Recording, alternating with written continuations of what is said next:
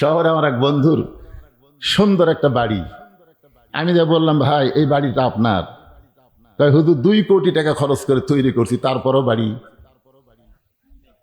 তা আমি বললাম, ভাই তাহলে আর নাম কি? এর নাম তো বাসা। গ্রামগঞ্জে যেগুলা থাকে সেইগুলা বাড়ি হুজুর, শহরে কোনো বাড়ি থাকে না, শহরে থাকে বাসা। তখন আমি ওই লোকটাকে আব্দুল আলিমের একটা গান শোনালাম, এপারে তোর বসত বাড়ি, ওই পারে তোর বাসা, ভবদরিয়াই পাড়ি দিতে, ভবদরিয়াই পাড়ি দিতে, কেমনে করলি আশা রে, এপারে তোর বসত বাড়ি, ওই পারে তোর বাসা। আর গাবো? লাভ করিতে, শোনেন শোনেন, এই কোরআন শরীফ থেকে গানটা গাছে, এমনি আব্দুল আলী মরমী শিল্পী।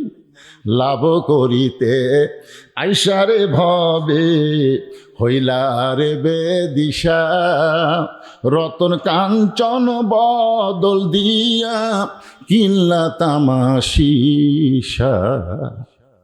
এই দুনিয়াতে আল্লাহ আমাদের ইবাদতের জন্য পাঠাইছেন। আল্লাহ বলেছেন, ওয়ামা খালাকতুল জিন্না ওয়াল ইনসা ইল্লা লিয়াবুদুন। মানুষ এবং জিনকে কেবলমাত্র ইবাদতের জন্যই সৃষ্টি করা হয়েছে। যে কোনো কাজ করবেন, সব কাজ ইবাদত হবে যদি আল্লাহর নামে করেন। জোরে কোন কথা ঠিক কিনা? আপনার বলেন তো, আল্লাহর নামে কেউ বিড়ি খাবার পারবে? আমার সামনে এক লোক বিড়ি ধরাচ্ছে, বুঝলেন? আমি খালি কাছে বললাম, ভাই বিসমিল্লাহ বলে মেসো ঠোকা দাও, বিসমিল্লাহকে ঠোকা দাও। আমি হক পাই, হুজুর আপনার আলেম না তালেম? বিড়ি খাওয়ার সময় বিসমিল্লাহ খাওয়া যায়? আমি বললাম, ভাই যে খাওয়ার সময় বিসমিল্লাহ খাওয়া যায় না, খাওয়া শেষ হলে আলহামদুলিল্লাহ উচ্চারণ হয় না, ওই খাওয়া হলো হারাম। এইটা মুসলমানের চলবি না, বুঝলেন? আপনি বিসমিল্লাহ বলে যত কাম করবেন সব কামই হালাল। আপনি বিসমিল্লাহ কয়ে ভোগ মারা ফেলবেন, কথা কয় না রে। যদি বিসমিল্লাহ কয়ে মারা পারেন তাহলে হালাল মার হবে। আর যদি মারের সময় বিসমিল্লাহ না কয়ে রাগারাগি করে মরেন, তাহলে ওটা হারাম হয়ে যাবে। যার পূর্বে বিসমিল্লাহ থাকবে, যার শেষে আলহামদুলিল্লাহ বলতে পারবেন, বুঝবেন ওইগুলাই হচ্ছে আল্লাহর ইবাদত। জোরে কোন সুবহানাল্লাহ। খালি যে নামাজ পড়ার জন্য আল্লাহ পাঠাইছে তা কিন্তু না। শুধুমাত্র কোরআনের ওয়াজ শোনার জন্য আল্লাহ আপনাকে পাঠায় নাই। কোরআনকে বাংলার জমিনে বিজয় করার জন্য আল্লাহ আপনাকে প্রেরণ করেছে। জোরে কোন কথা ঠিক কি না? খালি কোরআন শুনে যাবেন, বক্তা ওয়াজ করে যাবে, আমরা শুনে যাবো। আর ফজরের নামাজ সময় বেটা ঘুম পাড়বি, আর বাপ যা সামনে কাতার নামাজ পড়বি। বুড়া বাপ সামনে কাতার নামাজ পড়বি, আর আড়িয়ার মতন বেটা ঘুম পাড়বি। নামাজ পড়া দোয়া করবি, আল্লাহুম্মা ইন্না নাসআলুকাল জান্নাতা ওয়া নাউযু বিকা মিনান নার। কান্দের ফেরেশতা বলবি, আল্লাহর খবর কি? জাহান্নামী। সামনে কাতারে লোকটা নামাজ পড়লো, তারপরে জাহান্নামী। আল্লাহ বলতেছেন, কু আনফুসাকুম ওয়া আহলিকুম নার। জাহান্নামের আগুন থেকে বাঁচতে গেলে শুধু বাবা একলা বাঁচলে হবে না, বেটা সহ বাঁচা লাগবে। জোরে কোন কথা ঠিক কিনা? একটু মনোযোগ দিয়ে শুনবেন। আল্লাযী খালাকাল মাউতা ওয়াল হায়াতা লিয়াবলুয়াকুম আইয়ুকুম আহসানু আমালা ওয়া হুয়াল আজিজুল গফুর। সমস্ত সাহাবারা বললেন, হে রাসূলুল্লাহ, আমাদের মা খাদিজা, আমরা সবাই জানি সর্বপ্রথম আপনাকে নবী বলে স্বীকার করেছে। সর্বপ্রথম আল্লাহর নবীকে যিনি নবী বলে স্বীকার করেছেন তার নাম কি? আমরা সবাই জানি সেই খাদিজা জান্নাতি। একজন জান্নাতি নারী মৃত্যুকে কেমন স্মরণ করত।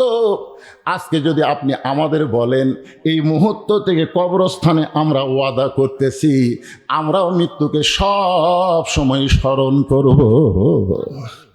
আল্লাহ রাসূল বললেন, সাহাবীরা তোমরা যেই কথা আজকে জান্নাতুল মাওয়াতে বললে, এই কথার উপরে যদি তোমরা অটল থাকতে পারো, আমি কি বলবো এমন সময় আল্লাহ তাআলা আমার কাছে ঘোষণা করে দিলেন, আমি বলার আগেই আল্লাহর জিবরাইল এসে তোমাদের ব্যাপারে যারা মৃত্যুকে সবসময় স্মরণ থাকবে, এর উপর অটল থাকবে, আল্লাহ বলতেছেন আল্লাহ তাখাফ, তাদের কোনো ভয় নাই, ওয়ালা তাহজান, তাদের কোনো চিন্তা নেই, ওয়া আবশিরু বিল জান্নাহ, এই দুনিয়া থেকে তারা জান্নাত দেখে তারপরে তাদের মৃত্যু হবে। জোরে কান সুবহানাল্লাহ। আগে আল্লাহ জান্নাত দেখাবে, তারপরে আপনার মৃত্যু হবে। আপনি বলেন তো, জান্নাত যদি আল্লাহ আপনি দেখায়, ওই 3 তলা বাড়ির দিকে আপনি তাকাবেন? কি হয়েছে রে বাবা, কি হয়েছে রে? এখন দুনিয়াতে আল্লাহ আপনাকে জান্নাত দেখাচ্ছে, মরার আগে আপনাকে কি দেখাচ্ছে? জান্নাত দেখাচ্ছে। আপনি খালি এই যাওয়ার জন্য খালি, তখন 2 জন ফেরেশতা হবে, তাতানাজ্জালু আলাইহিমুল মালাইকা।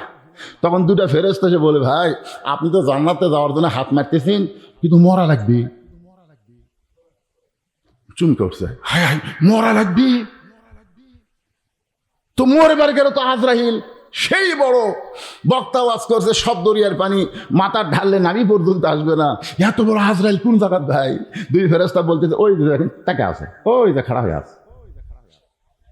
তখন বলবে, কে রে, এতদিন হুজুর ওয়াজ শোনালো, আজরাইল এত বড়, কিন্তু এখন দেখতেছে আজরাইল না ব্যাটে। তখন 2 ফেরেশতা কয়, ভাই আজরাইল ঠিকই আছে, কিন্তু ঈমান এবং আমলের লেন্স আপনার চোখে আল্লাহ লাগাই দিছে, যার কারণে বড় আজরাইল আপনার কাছে ছোট হয়ে গেছে। যখন সুবহানাল্লাহ। তখন আপনি আজরাইল তো ভয় থাকবেই না, আপনি ডাকবেন, আয় আয় আয়, তুই না আসলে আমার যাওয়া যাচ্ছে না। তো ওই যে জান্নাত আল্লাহ আমার জন্য তৈরি করে রাখছে, আমি জান্নাতে যাবার চাই, তাড়াতাড়ি এসে আমার জানটা কবজ করে নিয়ে যায়। ভাই রাসূল বলেছেন, মায়ের স্তনে সন্তান দুগ্ধ পান করতে করতে যেমন ঘুমিয়ে যায়, ওয়ালা তামুতুন্না ইল্লা ওয়া আনতুম মুসলিমুন, মুসলমান হয়ে যারা মারা যাবে এমন ভাবে আল্লাহ তাদেরকে ঘুমিয়ে দিবে, ইসরাফিল সিংহারের ফুৎকারে আল্লাহ তাদের চেতন করবে, লাভ ধরে বলবে, এত তাড়াতাড়ি আমার ঘুম ভাঙালোকে। মেজাজ খারাপ, খালি সারা জীবন ভয় দেখাচ্ছে, কবরের ভয়। কবরের ভয় না, কবর স্মরণ করেন, মৃত্যুকে স্মরণ করেন, আর মনে করবেন যে কোনো সময় এই মৃত্যুটা আমার যে কোনো সময় হবে। সাহাবারা বললেন, ইয়া রাসূলুল্লাহ আপনি বলেন, আমাদের মা খাদিজা মৃত্যুকে কেমন স্মরণ করতেন? আল্লাহ রাসূল বললেন, তাহলে শোনো, একদিন গভীর রাত্রে আমি নবী ঘুম থেকে চেতন পাইলাম। চেতন পাওয়ার কারণ হলো খাদিজাতুল কুবরা আমার এই ডান হাতখানা বুকের মধ্যে নিয়ে ছোট বাচ্চার মতন ফোঁফায় ফোঁফায় কাঁদতেছেন। আমি রাসূল চমকে গিয়ে বললাম, খাদিজা আমি নবী ঘুম পাড়ি, দুনিয়ার সবাই ঘুম পাড়ে, আপনি কেন ঘুমান না? খাদিজা বলে, রাসূলুল্লাহ যেদিন আপনার সঙ্গে আমার বিয়ে হয়েছে সেদিন থেকে আমি ওয়াদা করেছি, আপনি না ঘুমাইলে আমি কোনোদিন আগে ঘুমাবো না। রাসূল বললেন, খাদিজা এই ওয়াদা আপনি কেন করছেন? বলে, এই ওয়াদা করার কারণ হলো আপনার চাচা। আপনার চাচা যখন আপনাকে আমার হাতে তুলে দেয়, কারণ প্রত্যেকটা বিয়ের সময় বউকে স্বামীর হাতে তুলে দেওয়া হয়, কিন্তু খাদিজার জীবনে এমন একটা কারণ হয়ে গেল, আমার হাত আপনার হাতে কেউ তুলে দিল না, বরং আপনার 2 হাত আপনার চাচা আবু তালেব আমার হাতে তুলে দিয়ে বললেন, শিশুকালে মইরা গেছে মা, গর্ভে থাকতে মরছে পিতা, চোখে দেখলেন না, কে করিবে লালন পালন, কে দিবে সান্ত্বনা, এই দুনিয়ার বড় এতিম আমার নবী একজনা। সুবহানাল্লাহ। আবু তালেব বললেন, মা আজ থেকে এতিমকে তোমার হাতে আমি তুলে দিলাম। খাদিজা বলে, রাসূলুল্লাহ যেদিন আপনার চাচা আপনার 2টা হাত আমার হাতে তুলে দিল, সেদিন থেকে আমার কলিজার মধ্যে আপনাকে এতই ভালো লাগলো, আপনি না ঘুমাইলে আমি কোনোদিন ঘুমাই না। আজকে যখন আপনি ঘুমায় গেছেন, এমন সময় ঘুমের একটা দোয়া আমি শুরু করলাম। ঘুমানোর পূর্বে একটা দোয়া আছে না নাই? এই দোয়াটা যদি আপনারা পড়তে পারেন, যুবক কোনোদিন গান শুনতে শুনতে ঘুমাইবে না। এই দোয়াটার শুধু আরবির সাথে বাংলা যদি বুঝতে পারেন, তাহলে আপনি ঘুমানোর আগে এশার নামাজ বাদ দিয়ে কোনোদিন ঘুমাতে পারবেন না। কারণ ঘুমের দোয়ার মধ্যে মৃত্যুর কথা আপনি কিন্তু বলতেছেন, আল্লাহুম্মা বিইসমিকা আমুতু। আমুতু মানে কি? এই আমুতু মানে বলতেন, আমুতু কর পরে তো আহিয়া, আহিয়া আগে না আমুতু আগে? এই আয়াতের মধ্যে খলাকাল মাওতা আগে না হায়াত আগে? তো মৃত্যু, এই যে ঘুমের দোয়ার মধ্যেও তাকে মরার কথা বলতেছেন যে আল্লাহুম্মা বিইসমিকা আমুতু ওয়া আহইয়া, আল্লাহ আমি মরে যাচ্ছি, আল্লাহ তুমি যদি আমাকে চেতন না করো, আমার নিজের শক্তিতে আমি চেতন হতে পারবো না। এই ঘুমটাই আমার জীবনের শেষ ঘুম হতে পারে। জোরে কোন কথা ঠিক কিনা? এই ঘুমটা যদি আপনার শেষ ঘুম হয়, এশার নামাজ বাদ দিয়ে কেমনি ঘুমান? না আপনাকেও বলতেছি না, যারা নামাজ না পড়ে ঘুমায়। আজকের এই মাহফিলে এমন কতগুলো ছেলে থাকতে পারে যারা এখন পর্যন্ত এশার নামাজে পড়েনি। কথা কন না কেন? এরকম কি একটাও নেই? আমি হাত তুলবার বলতেছি না তো, খালি মনে মনে চিন্তা করেন যে আপনি এশার নামাজ না পড়ে ওয়াজ শুনতেছেন, ফজর পর্যন্ত যদি না বাঁচেন, যদি আপনার ফজরের আগে মৃত্যু হয়ে যায়, 1 কোটি মানুষ জানাজাত আপনার কানলেও আপনার পক্ষে একটা দোয়াও কবুল হবে না। কারণ নামাজ না পড়ার কারণে আপনি বেঈমান হয়ে গেছেন। লা সালাত আলা ঈমানা, যার নামাজ নাই তার ঈমানই নেই। মান তারাকা সালাতু মুতাম্মিদান ফাকাত কাফারা, ইচ্ছা করে একটা ওয়াক্ত নামাজ বাদ দিল, আল্লাহর সঙ্গে সে কুফরি করলো। খাদিজা বলতেছে, রাসূলুল্লাহ এই আমুতুর শব্দ যখন উচ্চারণ করেছি তখন আমি দেখতে পাই, আপনি যখনই চোখ বন্ধ করবেন তখনই কিন্তু আপনি দেখতে পাবেন। চোখ বন্ধ করে দেখেন, দেখা যাচ্ছে। হ্যাঁ, চোখ কিন্তু দুটা লয় ভাই রে। এখানে যারা মুরব্বী আছে তারা সবাই জানে, চোখ জানবি না, বয়স কম তো, এটা জানে কিনা আল্লাহ ভালো জানে। আমরা ছোটবেলায় পড়েছি, একে চন্দ্র, 2 পক্ষ, 3 নিত্র। একে চন্দ্র, চন্দ্র কয়টা? পক্ষ কয়টা? একটা হলো অন্ধকার, একটা হলো আলো। আর 3 নিত্র, নিত্র মানে চোখ। চোখ হলো 3টা। আপনি এই 2 চোখ বন্ধ করলেই তখন আপনি দেখতে পাবেন। এ দুনিয়ার বাড়ি ঘর একদিন হইয়া যাবে পর, যাইতে হবে অন্ধকার কবর। সবাই একটু 5 সেকেন্ডের জন্য চোখটা বন্ধ করে আমার এই গানটা শোনেন।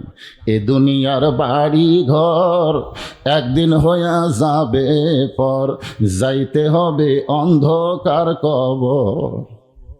খাদিজা বলে, রাসূলুল্লাহ আপনি বলেছেন সর্বশেষে যেই ব্যক্তি কবরে যাবে, এই দুনিয়ার 50,000 বছর কবরের জগতে থাকতে হবে।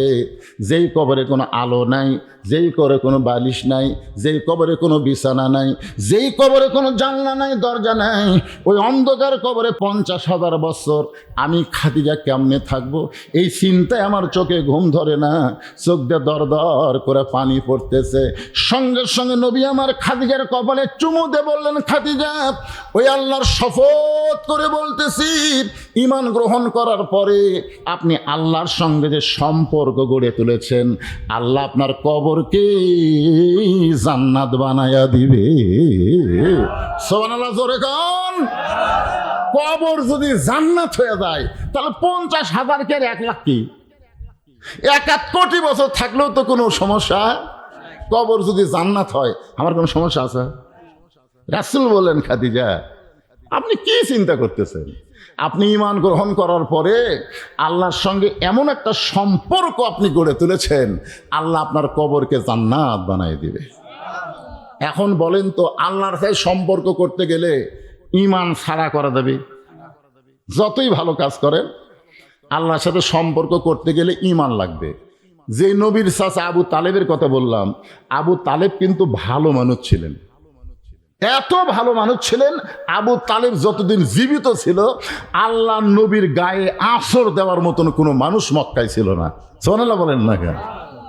মক্কার সমস্ত কাফেরদের লক্ষ্য করে আবু তালেব ঘোষণা করেছিল, আমি আবু তালেব জীবিত থাকা অবস্থায় আমার ইয়েতিমের দিকে কেউ রাগ করে তাকাতেও পারবি না। নবীকে লালন পালন করেছেন। আবু তালেব যখন মৃত্যুর বিছানায় গেল, নবী কিন্তু তার কাছে বললেন, চাচা আমার বাবা নাই, আপনি থাকার কারণে আমি কোনোদিন বুঝতে পারি নাই, বাবার চাইতেও বেশি দরদ দিয়ে আমাকে লালন পালন করলেন। আমি নবী হয়ে আপনার কাছে কলেমার দাওয়াত দিচ্ছি, আপনি খালি একটা বার পড়েন লা ইলাহা ইল্লাল্লাহ মুহাম্মাদুর রাসূলুল্লাহ, আমি আপনার হাত ধরে জান্নাতে পৌঁছে দিব।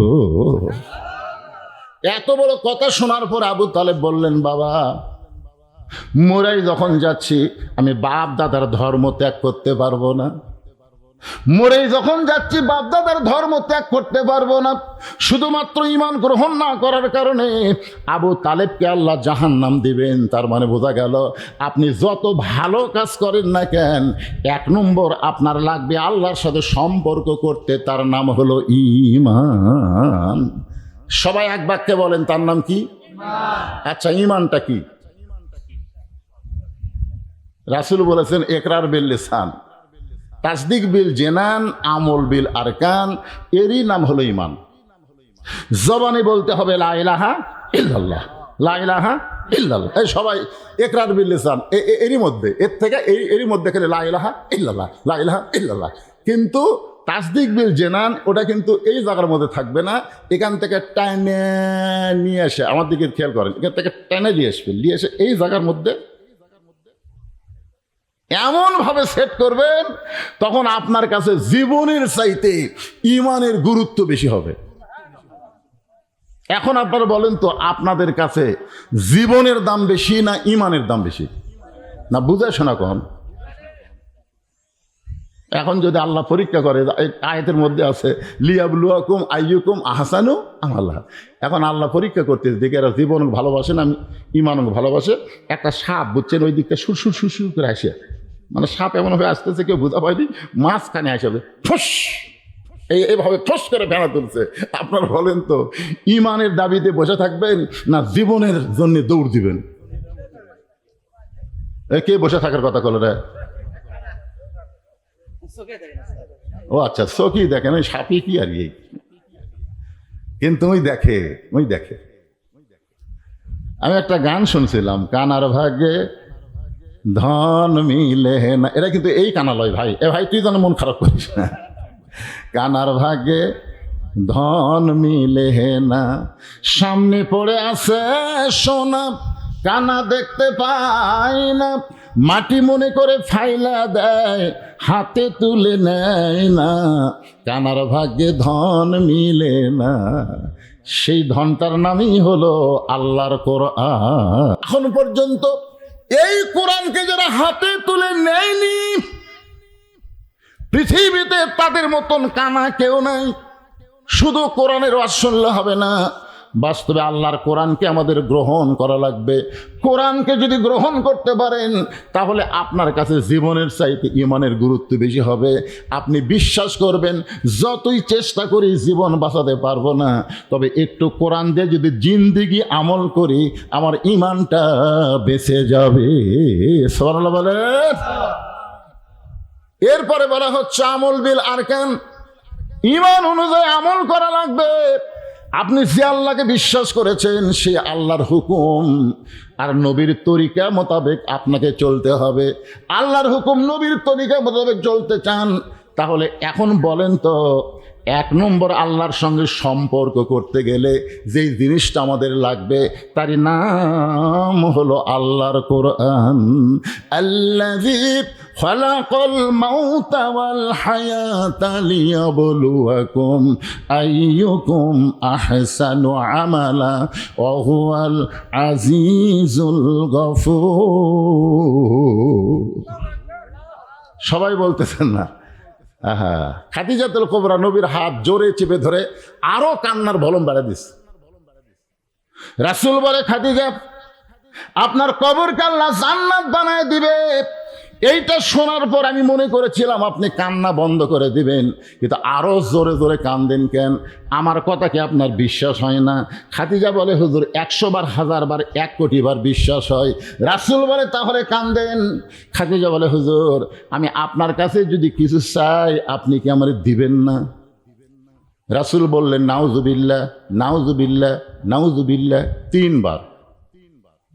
খাদিজা বললেন হুজুর নাউজুবিল্লাহ কেন? বলে ঈমান গ্রহণ করার পরে আল্লাহ ছাড়া অন্য কারো কাছে চাওয়া জায়েজ। একেবারে সবাই বললেন না কেন? আপনার কি দয়াল বাবার লোক নাকি? আমার দয়াল বাবার দরবারেতে কেউ ফিরে না খালি হাতে। এই যে মাঝখান থেকে কষে একদম। আপনার বলেন তো দয়াল বাবার দরবারেতে কেউ ফিরে না খালি হাতে, এটা কি তাওহীদ না শিরক? তাওহীদ কি?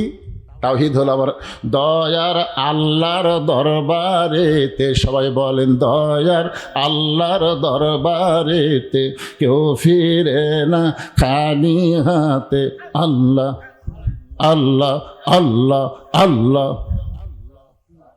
লা ইলাহা ইল্লাল্লাহু মুহাম্মাদুর রাসূলুল্লাহ সাল্লাল্লাহু আলাইহি ওয়াসাল্লাম। মানে কারেন্ট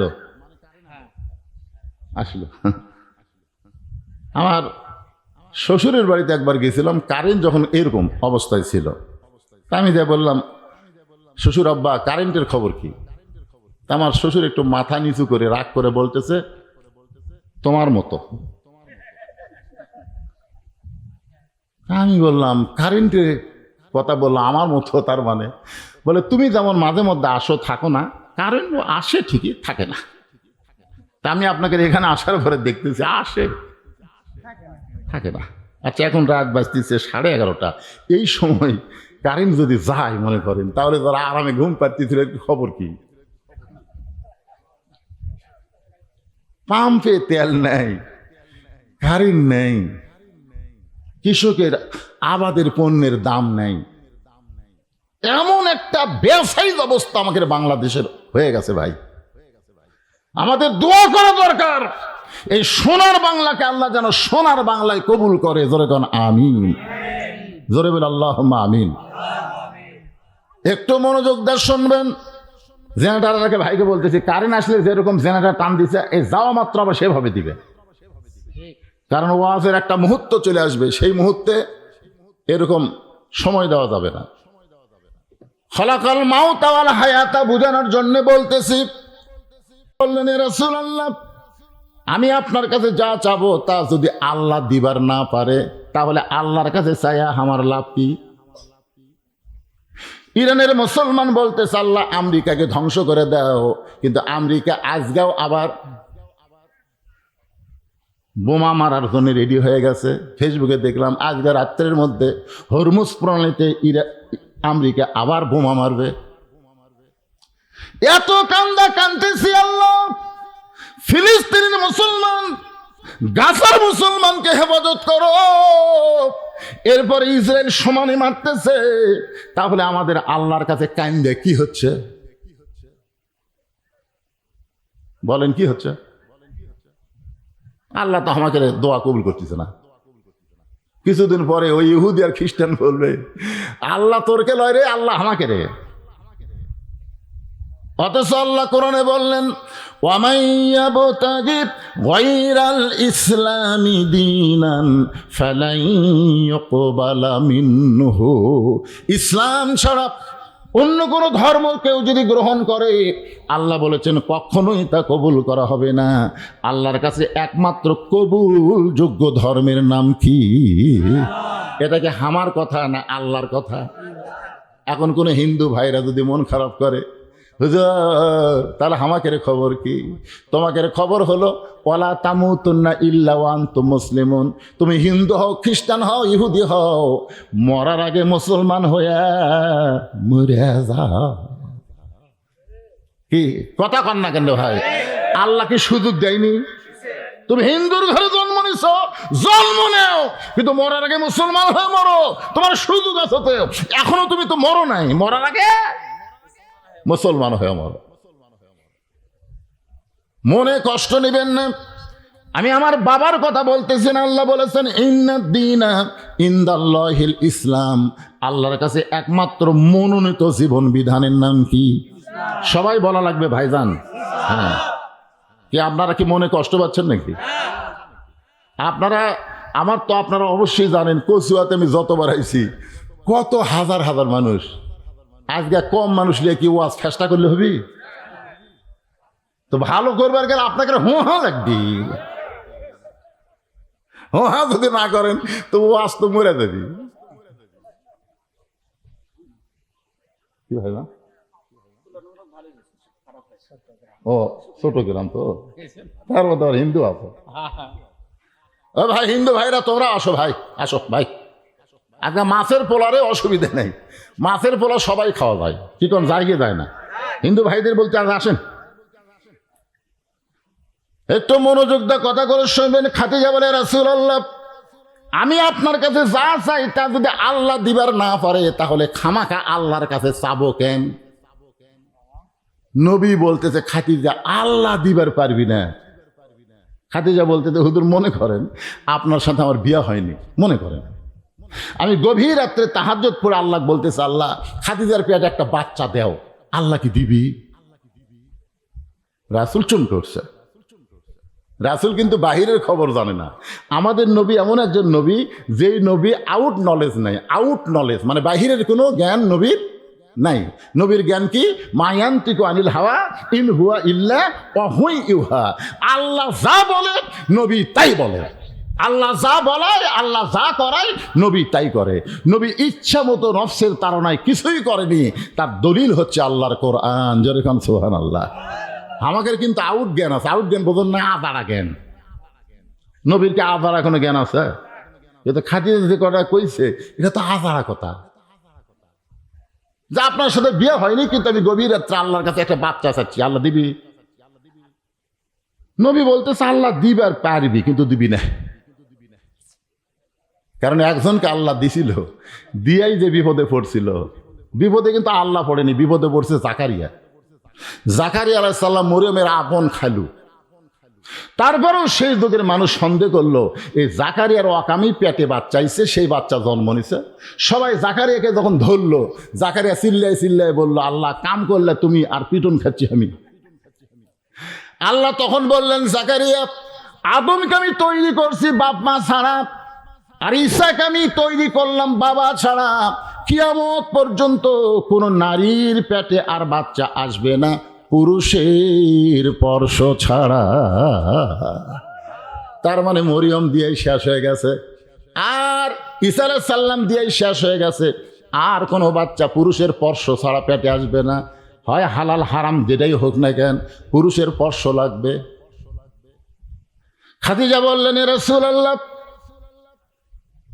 আপনার কাছে আমি তিনটা জিনিস চাইব, যেই তিনটা জিনিস আল্লাহর কাছে চাইলে আল্লাহ দিবে না। রাসূল বলে, খাদিজা তাহলে কি তোমার চাওয়া?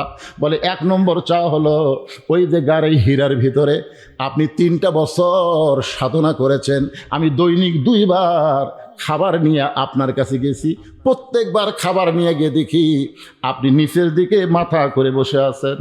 ওগো আল্লাহর নবী, এমন ভাবে নিচের দিকে মাথা করে আপনি বসে থাকেন, আপনার কাছে খাবার নিয়ে যাওয়ার পরে গায়ে হাত না দেওয়া পর্যন্ত আপনি কোথায় থাকেন? ডুব দিলে ডুবারু হবে, মণিমুক্তা খুঁজে পাবে, পুরা হইবে মনস্কাম, বাম স্তনের 2 আঙ্গুল নিচে তোমার কলব সাগরের মুকাম। আছে না নাই? এই কলবটা যদি ভালো হয়ে যায়, আলা ইন্না জাসাদিন মুযগাতান ইযা সালুহা সালুহা জাসাদু কুল্লুহু ওয়া ইযা ফাসাদাল জাসাদু কুল্লুহু আলা ওয়াহিয়াল কলব। খাদিজা বলে, রাসূলুল্লাহ একদিন খাবার আমি রেডি করলাম, আমি এখন গাড়ি হীরায় যাব, এমন সময় দেখি আপনি গাড়ি হীরা থেকে নেমে আসতেছেন। আমি দৈনিক 2 বার আপনাকে খাবার দেই, কিন্তু প্রথমবার খাবার নিয়ে যাওয়ার আগেই আপনি গাড়ি হীরা থেকে এসে বললেন, খাদিজা রে আমার গায়ে তুমি কম্বল তুলে দাও। জাম্বিলুনি খাদিজা, আমার গায়ে তুমি একটা কম্বল তুলে দাও। আমি খাদিজা আপনার গায়ে কম্বল তুলে আপনার মাথা কানা উরাতের উপরে নিলাম, আপনার কপালে চুমু দিয়ে বললাম, নবী গো আপনি কেন এমন করে কাঁপতেছেন, কি হইল?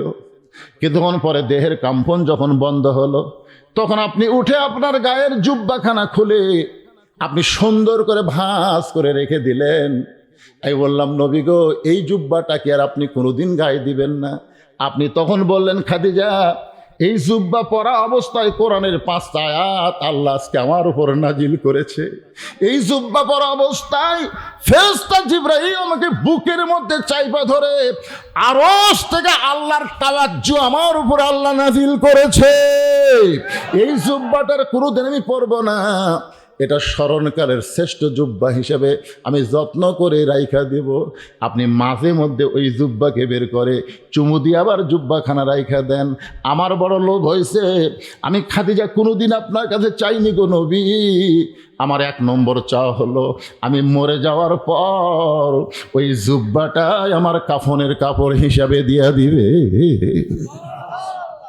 ওগো আল্লাহর নবী, দুনিয়ার যত সম্পদ আমার ছিল, মক্কার ভিতরে এত সম্পদ কারো ছিল না। আমি সব সম্পদ আপনার কদমে দিয়ে আপনাকে এতিম গরিব থেকে আমি ধনী বানায় দিছিলাম, কিন্তু আপনি সব সম্পদ আল্লাহ রাস্তায় অকাতরে গরিব মিসকিনকে দিয়ে দিয়েছেন। আমার 2 নম্বর চাওয়া হলো, আমি যখন মরে যাব আমার দেহখানা আপনি নিজের হাতে কবরের ঘরে নামায় দিবে। ওগো আল্লাহর নবী, আমার 3 নম্বর চাওয়া হলো, ওই কবরকে স্মরণ করতে করতে আমার একটা কথা বারবার মনে হয়ে যায়, কবরে মাটি দিয়ে সবাই চলে আসবে, কেউ থাকবে না কবরের কাছে। সবাই যখন চলে আসবে, এমন সময় আল্লাহ তাআলা 2টা ফেরেশতা কবরের মধ্যে পাঠায় দিবে। 2টা ফেরেশতা এসে 3টা প্রশ্ন করবে। আমি খাদিজা এত হতভাগী, ওই 3টা প্রশ্নের উত্তর দেওয়ার মতন সাহস এবং শক্তি আমার নাই। ফেরেশতা আসিয়া যখন জিজ্ঞাসা করিবে, দিন কি তোমার মাবুদকে, বা তখন কি বলিবে? সবাই বলেন, ফেরেশতা আসিয়া যখন জিজ্ঞাসা করিবে, দিন কি তোমার মাবুদকে, বা তখন কি বলিবে? আল্লাহ বিনে নাই রে মাবুদ। সবাই বলেন, আল্লাহ বিনে নাই রে মাবুদ। জবানে তাই বলো রে বলো, মুখে আল্লাহ রাসূল সবে বলো। ওগো আল্লাহর নবী, ওই মুনকির নাকির যখন আসবে, ওরা 3টা প্রশ্ন করবে, আমার পক্ষ থেকে আপনি একটু উত্তর দিয়ে দিবেন। এই 3টা চাওয়া যদি আপনি আমার পুরা করতে চান, তাহলে ওই কবরকে নিয়ে আর কোনোদিন কান্নাকাটি করে আপনার আরামের ঘুম আমি নষ্ট করব না। ওগো নবী, আমার 3টা চাওয়া কি আপনি পুরা করবেন না? সঙ্গে সঙ্গে আল্লাহর নবী খাদিজাকে বুকের মধ্যে জাপটে ধরে কপালে চুমু দিয়ে বললেন, মুখে চুমু দিয়ে বললেন, খাদিজা রে, আপনাকে আমি এত ভালোবাসি, আপনি যতদিন দুনিয়াতে থাকবেন আমি ততদিন দ্বিতীয় কোনো বিবাহ করব না।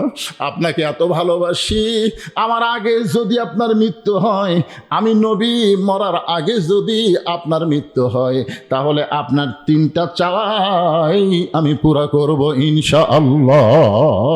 লিল্লাহে তাকবীর। এখানে একটা কথা নবী মারাত্মক বলেছেন। নবী হওয়ার পরেও বলতেছেন, আমার আগে যদি আপনার মৃত্যু হয়। এই কথার দ্বারা নবীও জানেন কে কখন মরবে, এটা আল্লাহর নবীও জানে না। আর আমাদের নেতারা ক্ষমতার চেয়ার পেয়ে বলতে 47 সালের আগে আমাকে নামাইতে, মাথায় খারাপ বারে। এর আগে একটা তখন চেয়ার পেয়েছিল, ওই 41 বকিছিল, 41। আল্লাহ কয় 41 লয়, 24-এর 5 আগস্ট খেতাব আলুসলে দৌড় মারা লাগবে। জোরে কোন কথা ঠিক কিনা? কত বড় ব্যাককেল, ক্ষমতার যাই করছে 47। কি চেয়ার পায়া মনে করে কি হনু রে, কি হসু রে পাগলা, 4বার পাতলা পায়খানা হলে তুই একলা একলা উঠ পারি পার, ওরা ধরিয়া তোলা লাগবে। জোরে কর কথা ঠিক কিনা? 5 তলার উপরে 1.5 লাখ টাকার খাট, 12,000 টাকার কম্বল ওড়ে তামানি দিয়ে ঘুমানোর পূর্বে দোয়া ছাড়া পড়তেছে, আমার বাড়ি আমার ঘর আমাক নামাইকে। আল্লাহুম্মা বিসমিকা আমুতু আহইয়া, এই দোয়া পড়েনি, আমার বাড়ি আমার ঘর আমাক নামাইকে রে। একের ওড়ে তামানে কম্বল দিয়ে ঘুমায় গেছে। দুই কান্দের দুই ফেরেস্তা বলতেছে, আল্লাহ ই তো ঘুমের দাও করলই না, ই অহংকার করে ঘুমায় গেল, এক না মানার কেউ নাই। আল্লাহ বলে ধৈর্য ধর। রাত 3টার সময় একটা ভূমিকম্প, তোর এখন কি কম্প, খালি বিল্ডিং লুড়ে উঠছে, ওই এত ফোর্সে নামছে যে কম্বলের মধ্যে লুঙ্গি খুলে আছে, ওটা পরারও টাইম পায়নি, একেবারে ন্যাংটা হয়ে নিচে আছে, বিল্ডিং দেখতেছে। ফেরেশতা কয় আল্লাহ নামাইলা নামাইলা, তাই বলে ন্যাংটা করে নামালা। আল্লাহ কয় ক্ষমতার চেয়ার পায়া যারা নামার কথা ভুলে যায় তাদেরকে আমি আল্লাহ ন্যাংটা করেই নামাই। জোরে কোন কথা ঠিক কিনা? একজন মনে করছিল কি হনুরে, আল্লাহ ন্যাংটা করে নেমে দিছে। আবার কেউ ক্ষমতার চেয়ার পায় যদি কই কি হসি রে, অত অহংকার করিস না ভাই। কি মন খারাপ করতেছে? খলাকাল মাউতা ওয়াল হায়াতা, খালি খেয়াল তবে না, আগে মরা তারপরে বাঁচা। মা খাদিজা দুনিয়া থেকে বিদায় নিলেন। আল্লাহ নবী লক্ষ্য করে দেখে খাদিজার পেট থেকে 4টা মেয়ে এক জায়গায় বসে বসে কাঁদতেছেন। খাদিজার পেট থেকে যে 4টা মেয়ে, বড় মেয়ের নাম হলো জয়নাব, একটু নামগুলো খেয়াল রাখবেন। মেজো মেয়ের নামটা হলো রোকেয়া, তৃতীয় মেয়ের নামটা হলো কুলসুমা, সবচাইতে ছোট যে মেয়েটা তার নাম হলো ফাতেমাতুজ জহুরা।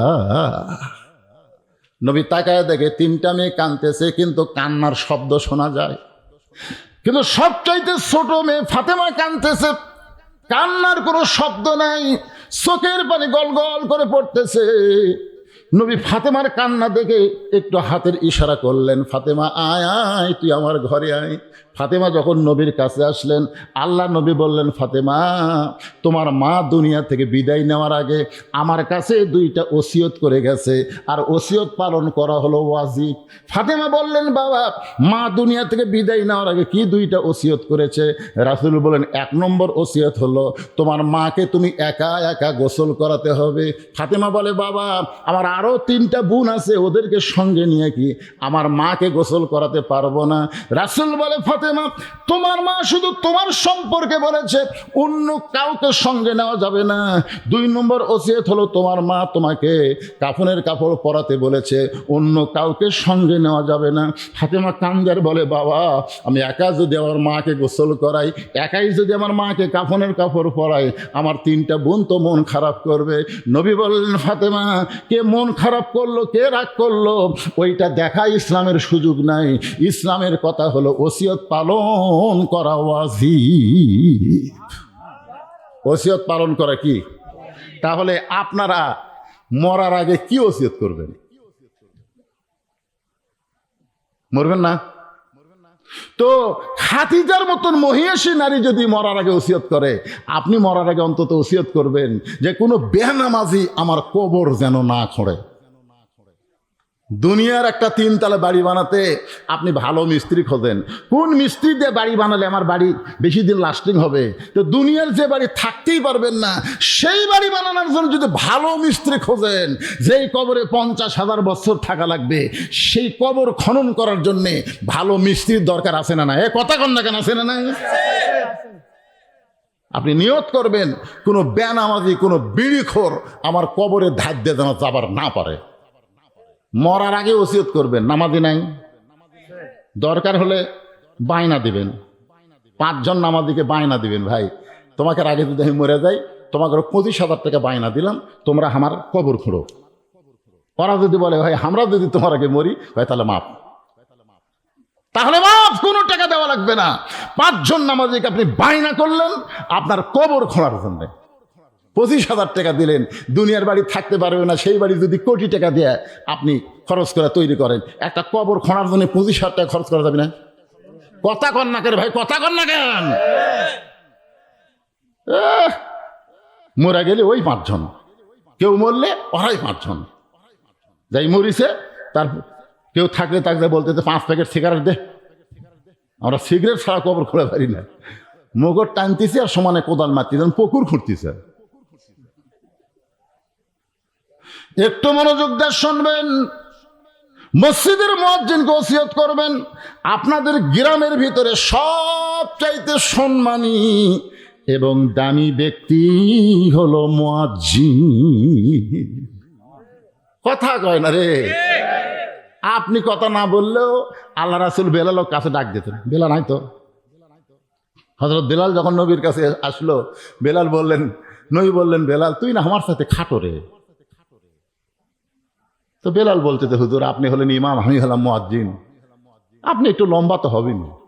আল্লাহ রাসূল মুস্কি হাসে বললেন, বেলাল হাসরের ময়দানে আমার চাইতেও তুই 1 হাত লম্বা হবি। বেলাল বলে, হুজুর কোন আমলের কারণে আপনি নবীর চাইতে আমার মাথায় 1 হাত লম্বা হবে? আল্লাহ রাসূল কয়, বেলাল রে তুই তোরে চিনিস না রে। লাইলাতুল মিরাজে জান্নাতের মধ্যে ঢোকার সময় দেখি আমার সামনে একজন খটখট করে হেঁটে যায়। আমি বললাম, ভাই জিবরাইল আমার আগে যাই কে? জিবরাইল বলতেছে, আপনার সাহাবী বেলাল। বেলাল হাসরের ময়দানে আল্লাহ মুয়াজ্জিনের মাথা সব চাইতে উপরে রাখবে।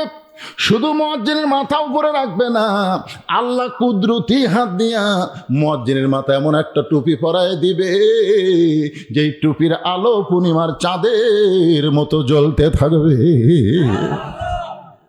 বেলাল বলি, ইয়া রাসূলুল্লাহ, আল্লাহ মুয়াজ্জিনকে এত সম্মান কেন দিল? রাসূল বলে, বেলাল রে দিনের 4 ওয়াক্ত নামাজের আযান এশা পর্যন্ত বললাম, কিন্তু ফজরের আযানে সালাতু খায়রুম মিনান নাওম তুমি যখন বলো বেলাল, তুমি সবাইকে বলো ঘুম থেকে নামাজ উত্তম, কিন্তু তোমাকে কে বলে দেয়? আর তার বলার কারণে তুমি এসে আমাদের সবাইকে ঘুম থেকে নামাজের জন্য ডাকো। বেলাল বলে, নবী গো আমার মনে হয় কে জানো গোপনে গোপনে চুপি চুপি আমার কানে আজান দেয়। রাসূল বলে, বেলাল শুধু তুমি না, কিয়ামত পর্যন্ত পৃথিবীর যত মুয়াজ্জিন হবে প্রত্যেকটা মুয়াজ্জিনকে আল্লাহ ফজরের সময় নিজের দায়িত্বে চেতন করে দিবে। এই জন্য আপনি ওসিয়ত করবেন মুয়াজ্জিনকে, ভাই আমি যদি মারা যাই আপনাকে 10,000 টাকা হাদিয়া দিলাম, আপনি আমারে গোসল করায় দিবেন। ভাই আপনি আমারে গোসল করায় দিবেন। মুয়াজ্জিন যদি বলে, ভাই যদি আপনার আগে আমার মৃত্যু হয় আমি আপনাকে মাফ করে দিয়ে দিলাম, যদি জীবিত থাকেন আমাকে একটু গোসল করায় দিবেন। আপনার 14 গোষ্ঠীর মধ্যে যদি কোনো আলেম না থাকে, যেই মসজিদে ইমামের পিছনে আপনি 5 ওয়াক্ত নামাজ পড়েন, যার পিছনে 5 ওয়াক্ত নামাজ আপনি পড়েন, তাকে অবশ্যই আপনি ইমাম বিশ্বাস করেন, তাকে বলে দিবেন, হুজুর আপনি আমার জানাজার ইমামতি করবেন, আপনার পিছনে কত নামাজ পড়লাম, আপনি একটু আমার লাশটা সামনে নিয়ে আমার একটু জানাজা করে দিবেন হুজুর। ধরেন আপনাকে 10,000 টাকা হাদিয়া দিলাম। ইমাম কান্দের বলে, ভাই এত সম্মান ইমামের আছে, আজকে তুমি আমাকে সম্মান দিলা, যে তোমার আগে আমার মৃত্যু হয়। বলে, আল্লাহ রাস্তায় আমি মাফ করে দিলাম। এইভাবে ওসিয়ত করে যদি আপনি দুনিয়া থেকে কবরে যাইতে পারেন, ওই কবর আপনার অন্ধকার কবর হবে না, আল্লাহ তাআলা আলোকিত জান্নাতের বাগান বানায়া দিবে। রাসূল বলে, ফাতেমা তোমার মা ওসিয়ত করেছে, ওসিয়ত পালন করা হলো ওয়াজিব। ফাতেমা বললেন, বাবা কেন আমার মা শুধু আমার ব্যাপারে ওসিয়ত করলো? অন্য 3টা মেয়ে থাকার পরেও আমার মা আমার ব্যাপারে কেন ওসিয়ত করলো? রাসূল বলে, ফাতেমা রে তুমি যে কেমন মেয়ে এটা আমি জানি না, এটা জানে তোমার মা। তুমি যে প্রশ্ন আমাকে করলে, এই প্রশ্ন তো আমি তোমার মাকেও করছিলাম, যে আরো 3টা মেয়ে আছে, জয়নাব আছে, রোকে আছে, কুলসুম আছে, ওদের বাদ দিয়ে খালি ফাতেমার কথা বললেন। ওরা তো একটু হেল্প করতে পারে না কি কন? ফাতেমা গোসলই করে দিচ্ছে, ওর একটু পানিতে নাগে দিবে। রাসূল বললেন, খাদিজা বলতে চলবে না, একটাও চলবি রে। যে ঘরের মধ্যে আমার লাশ থাকবে ওই ঘরে শুধু ফাতেমা একাই ঢুকবে, অন্য কেউ ঢোকার চান্স নাই। একেবারে ফ্যানকে আমার দিকে দিব না তোরা, কি জন্য রে এত গরম লাগতেছে?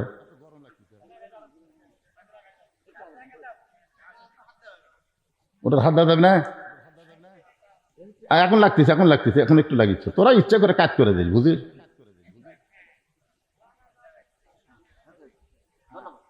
থাক বাবা। আল্লাহ, চিন্তা করে দেখেন যে ফাতেমা একাই, তখন নবী তো বলবেই, আচ্ছা খাদিজা তোমার 4টা মেয়ের মধ্যে ফাতেমাকে তুমি একা কেন বললা? তখন কয়, হুজুর আপনি বাপ তো, আপনি জানেন না। এই কথাটা খেয়াল করে শুনবেন। আপনি বাবা, আপনি কিছুই জানেন না, আপনার ছেলে সারাদিন মোবাইল নিয়ে ঘরে কেন আপনি জানবেন? আপনার ছেলে নামাজ পড়ে না, রোজা করে না, এটা আপনি তো জানেন না। আপনার ছেলে এমন খারাপ হওয়ার পিছনে কারণ আপনি না, আপনার ছেলে নষ্ট হওয়ার পিছনে কারণ হলো আপনার বউ। বাবা আনন্দে মাতিয়া, গানটা দিয়ে খেয়াল করেন। বাবা আনন্দে মাতিয়া সাগরে ভাসাইয়া সেই যে চইলা যায় খবর লয় না, মাজন ধরিয়া উদরে কতই যতন করে, 10 মাস পরে পায় প্রসবের বেদনা, এমন দরদি ভাবে কেউ হবে না আমার মা গো। ইমাম গাজ্জালি বলেছেন, কোনো সন্তান যখন মায়ের পেটে আসে তখন আল্লাহ তাআলা মায়ের মাসিক ব্যায়াম বন্ধ করে দেয়। প্রত্যেক মাসে 3 দিন 5 দিন 7 দিন যে একটা অসুখ হয়, এই অসুখ হলে মেয়েরা নামাজ পড়তে পারবে না, রোজা করতে পারবে না, আল্লাহর কোনো ইবাদত করতে পারবে না। ওই সময় সব কিছু আল্লাহ তার জন্য হারাম করে দেয়। কিন্তু বাচ্চা পেটে আসার সঙ্গে সঙ্গে আল্লাহ কিন্তু যতক্ষণ সন্তান পেটে থাকে ততক্ষণ মাসিকটা বন্ধ করে দেয়। এই মাসিক বন্ধ করার কারণে হলো সন্তান পেটে নিয়ে মায়ের কোনো ইবাদতের যেন কমতি না হয়, কারণ মায়ের ইবাদতের সাথে আল্লাহ সন্তানের সম্পর্ক করে দেয়। মা পেটে বাচ্চা নিয়ে নামাজ পড়তেছে, 5 মাসের বাচ্চা, রুকুর থেকে সেজদাত গেছে, পেটের মধ্যে বাচ্চা ভাঁজ হচ্ছে। ফেরেশতাকে আল্লাহ, দেখো তোমার বান্দি রুকুর থেকে সেজদাত গেল, পেটের মধ্যে বাচ্চার যে কষ্ট হলো। আল্লাহ বলে, ফেরেশতা সাক্ষী থাক, যেই মা পেটে বাচ্চা নিয়ে নামাজ পড়তেছে ওই মা শুধু নিজে নামাজ পড়তেছে না, পেটের বাচ্চাকে নামাজের ট্রেনিং দিচ্ছে। ধরে কোন সুবহানাল্লাহ। পেটে বাচ্চা নিয়ে মা যদি পর্দার মধ্যে থাকে, বাইরে যদি ঘোরাঘুরি না করে, ওই বাচ্চা জীবনেও ঘোরাঘুরি করবি না। এই যে ঘুরতেছে না, ওই যে ঘুরতেছে, ওদের দেখেন, ওই যে দুটো দেখেন, ওই ঘোড়া ওরা শিখেছে পেটের ভিতরেই। পেটত নিয়ে গোটা পাড়া ঘুরিছে, ওই পেটের মধ্যেই ঘোরনি ব্যারাম পাশা। যেই ছেলেরা রমজান মাসে রোজা থাকে না, বিশ্বাস করেন ওই যখন পেটের মধ্যে ছিল ওর মা সেই রমজান মাসে রোজা করেনি। ওর মা যদি রোজা করতো ওই পেটের মধ্যেই রোজার ট্রেনিং পেত। মাও খায় না, ওরও খাওয়া হবে না। ধরে কোন কথা ঠিক না? মা ইফতার করে, ওর তখন ওই নারী দিয়ে খাবার দাবি, তার আগে 1 ফোঁটা খাবার ওই পেটের মধ্যে থাকলে ওর মধ্যে দাবি না। মা খায় না, ওরও খাওয়া হয় না। হোটেলের দরজা কালো পর্দা দিয়ে সারা রোজার দিন খায়, খোঁজলে দেখবেন ওর মাও যখন পেটত ছিল তখন রোজা ছিল না। একটা মা যদি ভালো হয়, পেটের বাচ্চা আল্লাহর ওলি হয়ে যায়। মেলাদ ঘুরবি, কোরআনের মাহফিল বাদ দিয়ে মেলাদ ঘুরবে না। ওই ঘরণী শিখছে মায়ের পেটত থাকতে। একটা নেপোলিয়ান খ্রিস্টান বলেছে, তোমরা ভালো একটা সন্তান চাইলে ভালো একটা মায়ের দরকার। আর সেই মায়েরা মাথার চুল পর্যন্ত বেচা খায়। ওয়াজ আছে দুনিয়াত। মরে গেলে মাথার কাপড় দিয়ে বাঁধবেন। মাথার কাপড় বাঁধবেন না, একটা সিনা বান, একটা মাথা বান। বেঁচে থাকতে চুল বেঁচে খায়, মরার পর আর মাথা বান্ধা কোনো লাভ নাই। কারণ পর্দা হলো জীবিত জন্য, মরার জন্য পর্দা না। মরে গেলে কেউ দেখবি, কেউ দেখবার চায়, তারপরে খাটনি চাদর দিয়ে ঢাকে। ফেরেশতাকে আল্লাহ কি জালু পোয়া তার সবাই চিনে, তো মরে গেলে 5 কাপড় দিয়ে আবার চাদর দিয়ে খাটনি থাকছে, কারণ কি? আল্লাহ বলে, ওই দেশের নাম বাংলাদেশ রে। ওই দেশের মেয়েরা বাঁচতে পর্দা না করলেও মরার পরে করে রে, মরার পরে। তো মরার পরে পর্দা করে খাওয়া আছে। খাদিজা বলতেছেন, ইয়া রাসূলুল্লাহ, আমার বড় মেয়ে জয়নাব যখন আমার পেটের মধ্যে ছিল, আমার পেটটা উঁচু হয়েছিল, আমার পেটটার ওজন হয়েছিল। জয়নাব যখন দুনিয়াতে ভূমিষ্ঠ হইল, আমি প্রসব ব্যথা পাইলাম। আমার দ্বিতীয় মেয়ে রোকেয়া যখন আমার পেটের মধ্যে ছিল, আমার পেটটা উঁচু হয়েছিল, আমার পেটের ওজন হয়েছিল। রোকেয়া যখন ভূমিষ্ঠ হইল, তখন আমি প্রসব ব্যথায় জর্জরিত, রক্ত পর্যন্ত ঝরল। আমার কুলসুমা যখন পেটের মধ্যে ছিল, আমার পেটটা উঁচু হয়েছিল, পেটের ওজন হয়েছিল। কুলসুমা যখন দুনিয়াতে ভূমিষ্ঠ হইল, আমি কঠিন প্রসব ব্যথা পাইলাম। কিন্তু আল্লাহর শপথ করে বলতেছি, আমার ছোট মেয়ে ফাতেমা যখন আমার পেটের মধ্যে জন্ম নিল, আমার পেটটা উঁচু হইল, কিন্তু পেটের মধ্যে কোনো ওজন বুঝতে পারলাম না। ফাতেমা যেই দিন প্রসব হলো, কোনো ধাত্রী লাগলো না। ফাতেমা নিজেই যেন আমার পেট থেকে দুনিয়াতে ভূমিষ্ঠ হইল। আমি মা হইয়া প্রসব ব্যথা না পাইয়া আমি খুশি হইয়া তাকায় দেখি আমার ছোট্ট ফাতেমা তার দুইটা ছোট্ট হাত দিয়া তার ইজ্জত ঢেকে দুনিয়াতে চলে আইছে। আমি আজও পর্যন্ত মা হইয়া ফাতেমার ইজ্জতটাও পর্যন্ত দুই চোখে দেখতে পারি নাই। আমার যে মেয়েটা ইজ্জত থেকে পৃথিবীতে জন্ম নেয়, এই মেয়ে সাধারণ কোনো মেয়ে নয় গো রাসূল। ওই মেয়েটা যেন আমাকে গোসল করায় দেয়, ওই মেয়েটাই যেন আমার কাফনের কাপড় পরাইয়া দেয়। ফাতেমা বলে, বাবা এই কথা যদি আমার মা বলে থাকে তাহলে আমি একা একা মাকে গোসল করাবো। ফাতেমা একা একা খাদিজার লাশটা ধোয়ানোর জন্য, গোসল করার জন্য ঘরের মধ্যে ঢুকলেন। গোসলটা করানো শেষ হয়ে গেলে আল্লাহর নবীর কাছে এসে বললেন, বাবা গোসল তো শেষ হয়ে গেল, এখন কাফনের কাপড় দেন, আমার মাকে নিজেই আমি কাফনের কাপড়টা পরাতে চাই। যখন ফাতেমা কাফনের কাপড় চাইছে, এমন সময় আল্লাহর নবী ওই জুব্বাখানা বের করে নিয়ে এসে ওই জুব্বাতে একটা চুমু দিয়ে বলতেছে, ফাতেমা এই জুব্বাটাই তোমার মাকে কাফনের কাপড় পরায় দাও। ফাতেমা জুব্বা হাতে নিয়ে ছোট বাচ্চার মতন কান্না শুরু করে দিলেন। রাসূল বলে, ফাতেমা কি জন্য এমন করে কাঁদতেছ? ফাতেমা বলতেছে, বাবা আমি সব সময় মায়ের কাছে থাকতাম, আর মায়ের কাছে থাকার কারণে মায়ের জীবনের বহু গল্প আমি শুনেছি। ও বাবা, একদিন মা আমাকে বললেন, ফাতেমা তুমি কি আমার বিয়ের খবর জানো? মা যখন আমাকে বলতেছে, ফাতেমা তুমি কি আমার বিয়ের খবর জানো, আমি তখন চমকে উঠে বললাম, মা যখন আপনার বিয়ে হয়েছিল তখন আমি কোথায় ছিলাম? আমার মা বলতেছে, ওরে তোর তো তখন জন্মই হয়নি, তো জন্ম যদি না হয় আপনার বিয়ের খবর কেমনে শুনবো? ও মা, অবশ্যই আপনার বিয়ের মধ্যে এমন কিছু ঘটনা যেটা আপনি আমাকে বলতে চান। খাদিজা বললেন, ফাতেমা রে, তোমার বাবা আমার বাড়িতে রাখালির কাজ করত। যেই বলেছে রাখালির কাজ করতো, ফাতেমা দৌড়ে এসে মায়ের মুখে হাত দেয়, বলতেছে, মা খবরদার আমার বাবাকে আপনি রাখালের কথা বলবেন না। খাদিজা বলে, ফাতেমা যদি শুনবার চাও তাহলে ধৈর্য নিয়ে শোনো। আমি দেখি দুপুরবেলায় আমার রাখালগুলো ঘরের মধ্যে আরাম করতেছে। আমি রাখালের সর্দারকে ডাকতে বললাম, রে সর্দার, আমার হাজার হাজার উটদুম্বা মাঠে ময়দানে, আর তোমরা ঘরের মধ্যে আরাম করো, তোমাদের কি ভয় ডর নাই? রাখালের সর্দার বলে, মালকিন আপনি জানেন না, আমরা ভাগ্যগুণে এমন একজন রাখাল পাইছি যে রাখাল চাকরিতে জয়েন করার পর আপনার হাজার হাজার উটদুম্বা অটোমেটিক ভদ্র হয়ে গেছে, আর রাখাল লাগে না। ওই রাখাল যখন খাবার কয় উটদুম্বাগুলো খায়। ওই রাখাল যদি বলে খাওয়া বন্ধ করো, উটদুম্বা খাওয়া বন্ধ করে দেয়। রাখাল যখন বলো চলো যাই, আমরা দেখি উটের লাইনে উট, দুম্বার লাইনে দুম্বা লাইন হয়ে রওনা দেয়। খাদিজা বলতেছে, রে রাখালের সর্দার, এমন গাঁজা করি কথা কেমনে বলতেছো? একটা মানুষ রাখালের বাধ্য কোনোদিন জন্তু জানোয়ার হতে পারে না। রাখালের সর্দার বলে, বিশ্বাস যদি না হয় তাহলে আপনি তদন্ত করে দেখতে পারেন। খাদিজা বলে, ফাতেমা রে, ওই রাখালের সর্দারের কথাই তদন্ত করতে গিয়ে দিকে তোমার বাবা পাহাড় পোড়া গন্ধ, বালু পোড়া গন্ধ সূর্যের তাপে আসতেছে, কিন্তু তোমার বাবা যেখানে দাঁড়ায় আছে ওই জায়গায় কোনো সূর্যের তাপ নাই। আমি উপর দিকে লক্ষ্য করে দেখি একখণ্ড মেঘ তোমার বাবার মাথার উপরে। তোমার বাবা যেই দিকে যায় মেঘটাও সেই দিকে যায়। তোমার বাবা যখন নিচের দিকে বসে মেঘটাও তখন অটোমেটিক নিচে চলে আসে।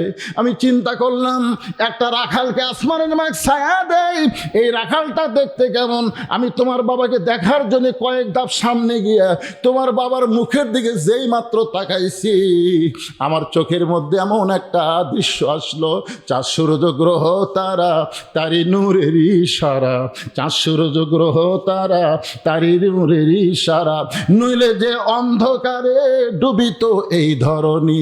সবাই বলেন নবী মোর পরশমণি, নবী মোর সোনার খনি, নবী নাম ভাবে যে জন সেই তো দোজাহানের ধনী।